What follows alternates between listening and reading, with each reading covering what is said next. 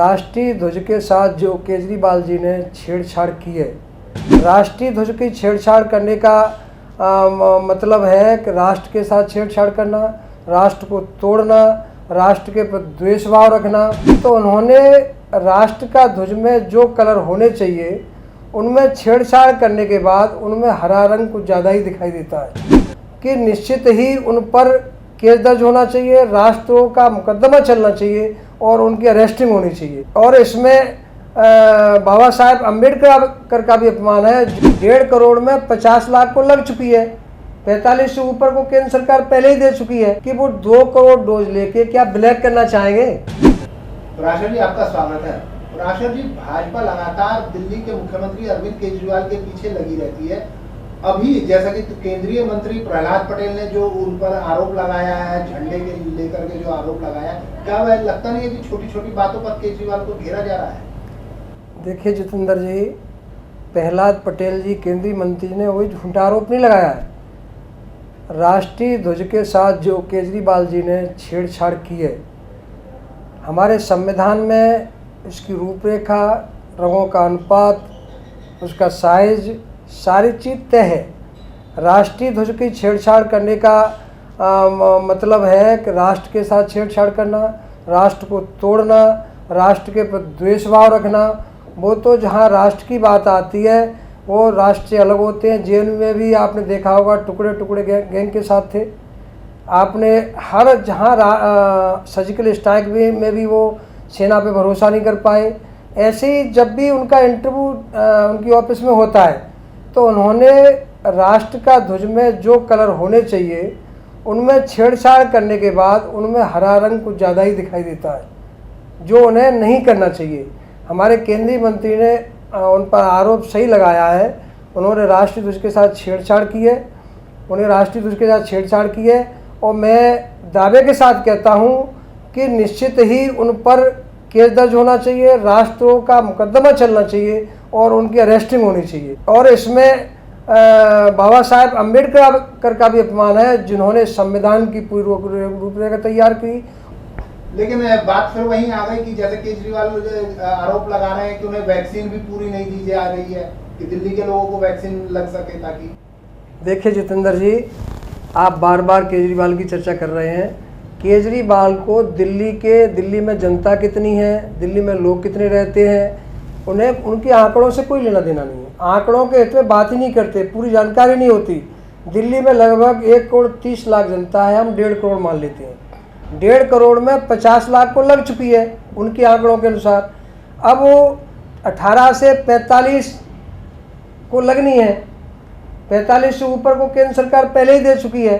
अब मैं निवेदन उनसे पूछना चाहता हूँ कि वो 2 करोड़ डोज लेके क्या ब्लैक करना चाहेंगे।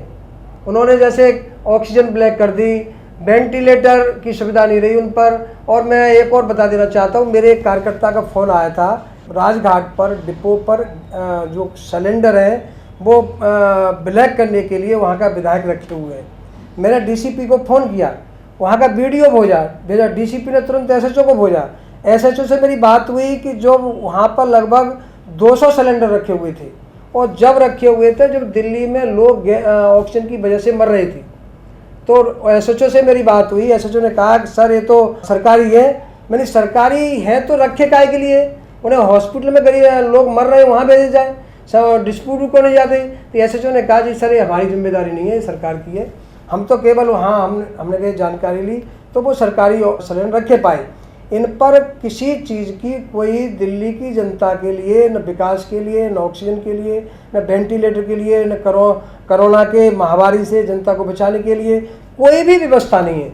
इन्हें तो केवल केंद्र सरकार पर, मोदी जी पर आरोप लगाना है और ऐसे ही आरोप लगा के जनता की निगाहों से बचना चाहते हैं। और इनका कोई लेना देना नहीं, जनता के लिए कोई काम नहीं करना।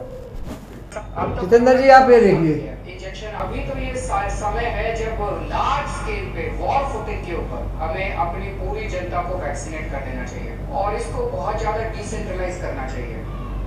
सब कुछ अभी सेंटर से जो कंट्रोल हो रहा है, जैसे कुछ सरकारें एफिशिएंट हैं, कुछ सरकारें कम एफिशिएंट हैं।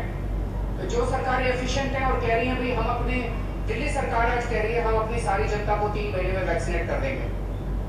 तो हमें बाकी देश के साथ क्यों क्लब किया जाए? अगर हम कर सकते हैं तो हमें करने दिया जाए। और विदेशी वैक्सीन के जितने निर्माता हैं उनसे भारत सरकार बात करे। अभी भारत सरकार ने राज्यों पे छोड़ दिया कि स्टेट्स बात करें। हर राज्य अपने अपने स्तर पे विदेशी कंपनी वालों से बात करे। ये कोई अच्छा लगता है? भारत के 36 राज्य और यूनियन टेरिटरी हर कंपनी के सामने जाके आपस में लड़ रहे हैं। हरियाणा से लड़ रहा है, हरियाणा दिल्ली से लड़ रहा है, आपस में लड़ रहे हैं सारे इन कंपनियों के सामने। इससे विदेशों में भारत की क्या छवि बन रही है? आप जिस हिसाब से कह रहे हैं उस हिसाब से केजरीवाल काम नहीं कर रहे हैं, लेकिन यहाँ पर आम आदमी पार्टी आरोप लगा रही है कि पूरे कोरोना के दौरान भाजपा के नेता दिखाई नहीं दिए। इस विषय में क्या कहेंगे आप? कमाल है, आप पत्रकार हैं, आपको स्वयं सोचना चाहिए। मैं ये क्वेश्चन सुनकर बड़ा ताज्जुब में पड़ रहा हूँ। जितेंद्र जी, मैं ये पूछना चाहता हूँ, केवल और केवल भारतीय जनता पार्टी के कार्यकर्ता ने दिल्ली में जनता के हित में काम किया है और सबसे ज़्यादा कोरोना के रूप में शहीद भी हुआ है।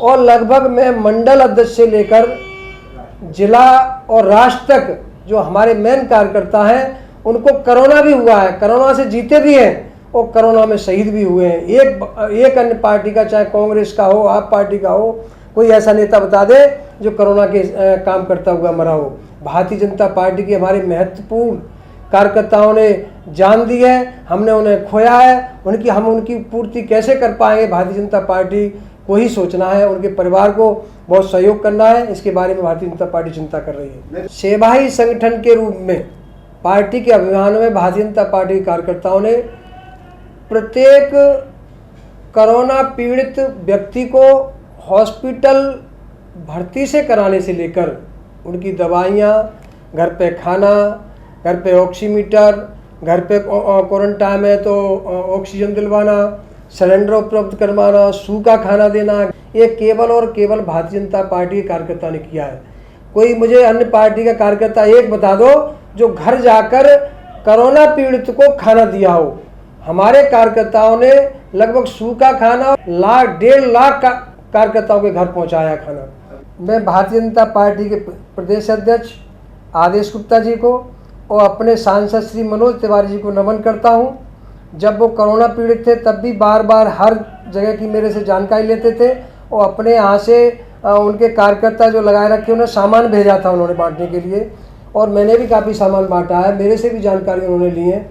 और आज भी जब ठीक होने के बाद क्षेत्र में उतरे हैं, आज भी प्रत्येक व्यक्ति को जहाँ उन्हें सूचना मिल जाती है मेरे माध्यम से, कार्यकर्ताओं के माध्यम से, वहाँ जाकर सूखा राशन देते हैं। और मैं ऐसे सांसद को बहुत नमन करता हूँ कि क्षेत्र की पूरा ख्याल रखता है, क्षेत्र का दुख दर्द समझता है, दुख दर्द कार्यकर्ताओं के दुख दर्द में और जनता के दुख दर्द में शामिल होता है।